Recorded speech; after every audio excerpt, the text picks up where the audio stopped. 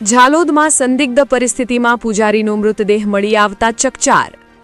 ઝાલોદ ડુંગરી ફળિયાના રામદેવ મંદિરના પૂજારી નગીનભાઈ વીરાભાઈ ભુનાતરનો મૃતદેહ મળ્યો। થેરકા ખાતે પંચકૃષ્ણ મંદિર પાછળ માછણ નદી કિનારે મૃતદેહ મળતા ચકચાર મચી। ખેતીકામ કરતા સ્થાનિક લોકોને નજર પડતા પરિવારને જાણ કરાઈ। પરિવારજનો દ્વારા ઝાલોદ પોલીસને જાણ કરાતા પોલીસ તાત્કાલિક ઘટના સ્થળે પહોંચી।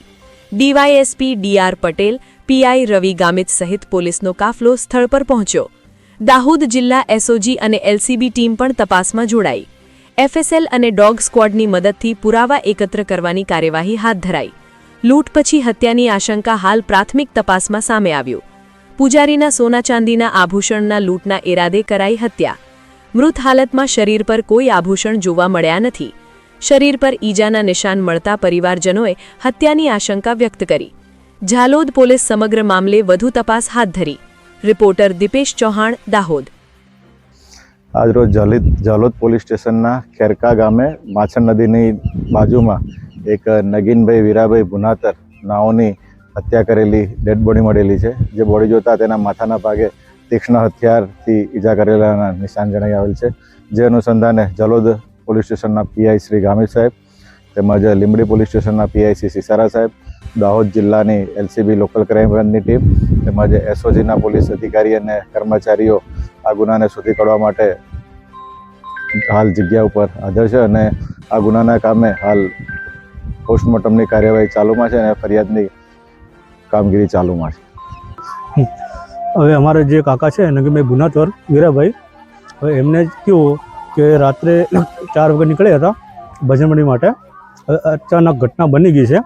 બરાબર, ઘટના એવી બની છે કે એમને કોઈ મૃત્યુ થયું નથી, એમને મારવામાં આવ્યા છે।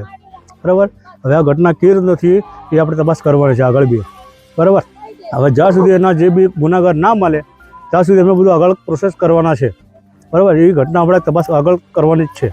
બરાબર, શું ઘટના ઘટી છે? ઘટના એવું થયું છે કે આમાં કેવું કે મારા કાકા જે છે એ સાંજે 4 વાગે નીકળ્યા હતા ભજન મંડળી માટે।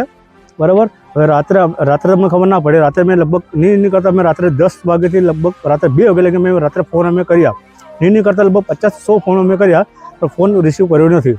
બરાબર, પછી અમને લગભગ હું રાત્રે અત્યારે બપોરે 2 વાગે આવ્યો ઘરે, ત્યારે અચાનક મારી પાસે ફોન આવ્યો કે ભાઈ તમારા કાકાને આ રીતે ઘટના બની ગઈ છે। બરાબર, હવે જોયું તો મેં જોયું અમારા કાકાની ઘટના, તો એમાં જોયું ને તો એમાં ધાર્યું, ચક્કુ બધું મારેલું છે અને પ્લસ એમાં દોરો, વીંટી, બરાબર, પછી પ્લસ બોરીઓ કશું છે નહીં મળે।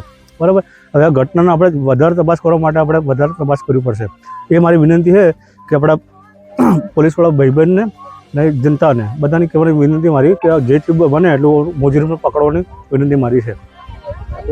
હા, મારું નામ છે મહેશ ભુનાતર નગીનભાઈ।